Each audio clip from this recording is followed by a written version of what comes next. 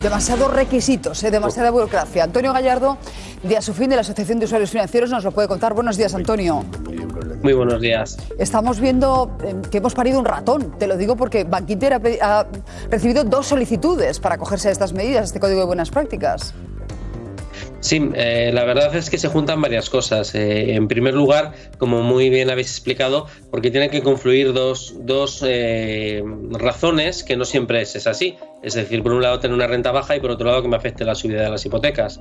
Entonces podemos tener una hipoteca tipo variable, que la hipoteca suba ese tipo de interés, pero que por ejemplo tenga muchos años, y al tener muchos años, pues el efecto, ¿no?, sobre nuestra cuota pues sea imperceptible. También es cierto que las subidas empezaron especialmente a partir de septiembre y que ahora estamos viendo subidas en las revisiones de enero, veremos en febrero y en adelante, con lo cual también se añadirán más, ¿no? Y que al final el efecto principal está siendo en hipotecas que sean recientes, que tienen que tener una cantidad bastante elevada, ¿no?, de capital todavía pendiente, como puede pasar en las grandes ciudades, que son las que al final las hacen mucho más susceptibles. Y también muchas veces ocurre que en las grandes ciudades es donde la renta suele ser más alta, ¿no? Claro. Con lo cual, al final, al juntar todo esto más la burocracia, como muy habéis indicado muy bien, pues el efecto está siendo de que las peticiones están siendo mínimas. Pues quiero presentarte a Paula Delmas. Ella es el ejemplo de mujer emprendedora de nuestro país porque es alcaldesa de Monforte de Moyuela, que es un pequeño pueblecito de Teruel. Ella tiene una hipoteca sobre su casa y sobre su granja de cerdos. Paula, buenos días. Buenos días a todos. ¿Qué tal? ¿Cómo estás? ¿Tú no te puedes acoger a ese Código de Buenas Prácticas? No, nosotros no.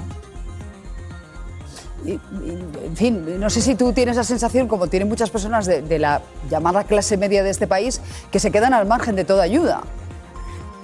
Sí, a ver, al final, pues, como siempre, yo lo que siempre digo, al final los de clase media siempre terminamos estando pues los más perjudicados, ¿no? Siempre es a los que más se nos ahoga, a los que al final siempre más se nos sube hipotecas, más se nos sube autónomos y al final la clase media nos están ahogando. ¿Y qué soluciones crees que debería habilitar el gobierno para vosotros, para esa clase media, en tu caso además emprendedora? A ver, para mí lo principal sería bajarnos los autónomos, creo que eso sería la base de todo y que cada uno cotizase en base a pues, sus ingresos, ¿no? Que no todo el mundo estuviera dentro del mismo saco pagando las mismas cuotas, los que ganan muchísimo dinero con los que tenemos unos salarios normales, ¿no? Dentro de lo que llamamos unos salarios normativos. Claro. Entonces creo que los autónomos pues, es lo primero que se debería tocar y que se cotizase en base, pues lo que digo, a lo que ingresamos, ¿no? Paula, ¿has pensado en tirar la toalla o vas a poder aguantar? No, yo no tiro la toalla. A mí no me consiguen hacer tirar la toalla, eso ya te lo digo. Nos cueste lo que nos cueste, hemos decidido emprender en el medio rural y nosotros recortaremos de lo que haga falta, pero desde luego nuestro negocio saldrá adelante, eso lo tengo muy claro. Pues me alegro mucho de oírlo, Paula. Muchísimas gracias. Bueno, pues Paula dice, si nos quieren ayudar, bájenos los impuestos, que es lo que necesitamos los autónomos, no tantos códigos de buenas prácticas que luego, bueno, pues ya vemos que por la burocracia y los requisitos se benefician unos muy pocos, ¿no? Te quiero preguntar también, Antonio, por ese tope a las hipotecas que está pidiendo Podemos. Ya la parte socialista del gobierno les ha dicho que eso no es posible. Quiero que escuches a Belarra y a Calviño. Cuando tú ganas 6.000 millones de euros en un año, 9.000 millones de euros en un año, tú no eres un empresario, eres un usurero. Mientras Ana Patricia Botín o el señor Torres, el presidente del BBVA, estén nadando en billetes de 500 euros mientras nuestra gente lo pasa mal, les vamos a seguir nombrando y les vamos a llamar lo que son, codiciosos y avariciosos.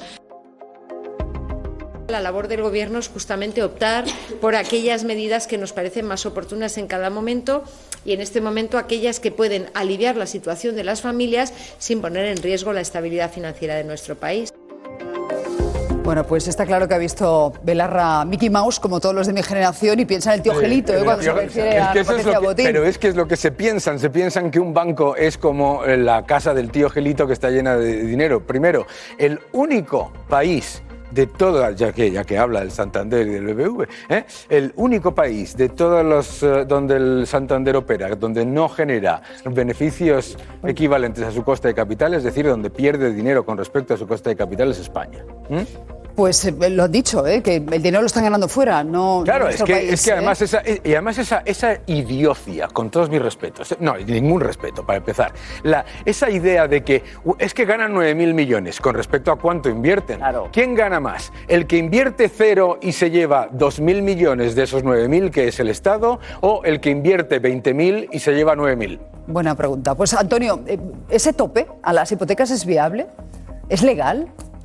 No es viable en el sentido de que cualquier hipoteca que se topa, con lo cual el tipo de interés de mercado es superior al tipo de la hipoteca, pues obligaría a los bancos a provisionarlas, a considerarlas como riesgo, y llevaría a que tuvieran que retirar gran parte de sus recursos y llevarlos a su balance por si existe un riesgo de impagos que es mayor por poner unos tipos de interés por debajo del mercado. Con lo cual, la solución es hacerlo por quien verdaderamente lo necesita. Además, pensemos que hemos hablado muchas veces de cuando hay subidas que pueden afectar a las rentas más altas y a las rentas más bajas. Si se toparan todas las hipotecas, pues afectaría tanto al que puede pagar la hipoteca como al que no. Y además es una medida que financieramente no es viable, ¿no? Entonces, lo que hay que considerar es dar facilidades al consumidor, claro, para que pueda mover su hipoteca a la que más le favorezca, ¿no? Por ejemplo, lo que hemos hecho de rebajar costes, de pasar de variable a fija, lo malo es que ha llegado en el mes de enero con el Código de Buenas Prácticas, cuando tenía que haber llegado antes, ¿no? Entonces, hay que buscar medidas que en verdad pues salven a quien verdaderamente lo necesite y que sean viables. Pues queda dicho, muchísimas gracias. Esa insistencia en señalar, en escrachar, en marcar como objetivos